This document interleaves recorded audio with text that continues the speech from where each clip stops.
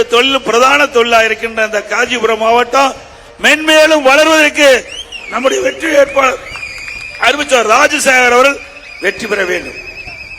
இன்னைக்கு எத்தனையோ பேர் வருவாங்க போவாங்க, ஆனா மக்களுக்கு சேவை செய்வதிலே அனைத்து இந்திய அண்ணா திராவிட முன்னேற்ற கழகம் தான் முன்னணியிலே இருக்கும்.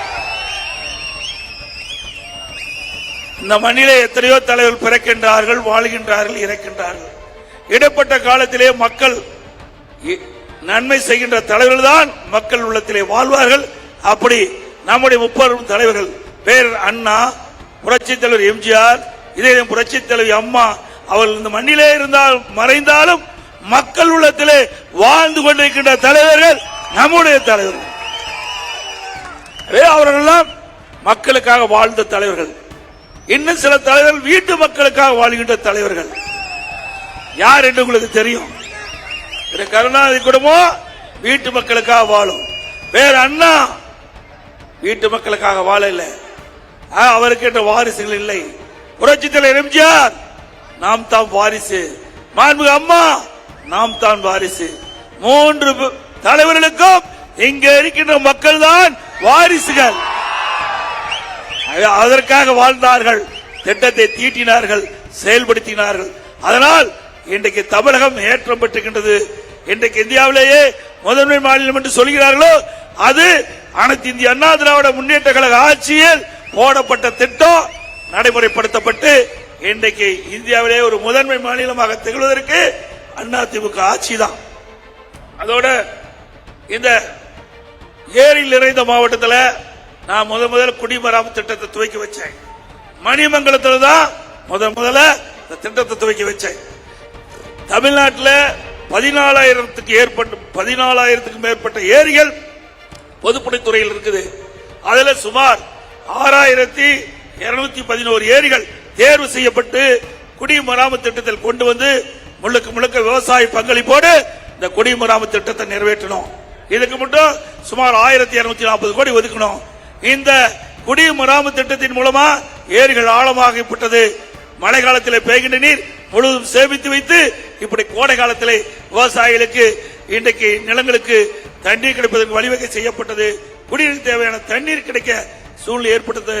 இப்படிப்பட்ட அற்புதமான திட்டம் அதிமுக ஆட்சியில் தான் கொண்டு வரப்பட்டது.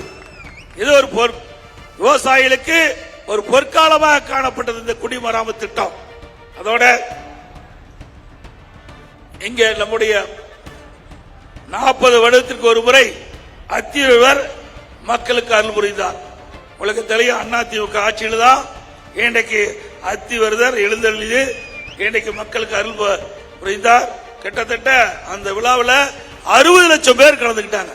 இந்த காஞ்சிபுரம் நகரமே சிறப்பு பெற்றது. அப்படி அத்திவரர் தரிசனம் செய்ய பல லட்சம் பேர் இங்கே வந்து குழுமி பத்திரமாக வீடு திரும்பினார்கள். அந்த அளவுக்கு அனைத்து இந்திய அண்ணா திராவிட முன்னேற்ற கழக ஆட்சியுடைய நிர்வாக திறமை பிரதிபலித்தது. அதே போல இந்த பகுதியை பொறுத்த வரைக்கும் கைத்தறி, விசைத்தறி 2 தொழிலுமே இன்றைக்கு நலிவடைந்திருக்கிறது. இதை நம்பித்தான் இந்த பகுதி மக்கள் வாழ்ந்து கொண்டிருக்கிறார்கள். அவருடைய வாழ்க்கை கேள்விக்குறியாகிவிட்டது. இந்த கைத்தறி நெசவு இன்றைக்கு படிப்படியாக சரிந்து விட்டது. விசைத்தறி அதோட மோசமான நிலைக்கு தள்ளப்பட்டு விட்டது. அனைத்து இந்திய அண்ணா திராவிட முன்னேற்ற கழக ஆட்சி மலரும். நம்முடைய வெற்றி வேட்பாளர் திரு ராஜசேகர் வெற்றி பெற்று இந்த தொழில் சிறக்க நாடாளுமன்றத்திலே குரல் கொடுப்பார். இன்றைக்கு பாரதிய ஜனதா கட்சி தேர்தல் அறிக்கையில இந்த கைத்தறி பற்றியே குறிப்பிடல, இந்த நெசவாளர் பற்றியே கவலைப்படாத ஒரு அரசாங்கம், மத்தியிலே ஆளுகின்ற அரசாங்கம்.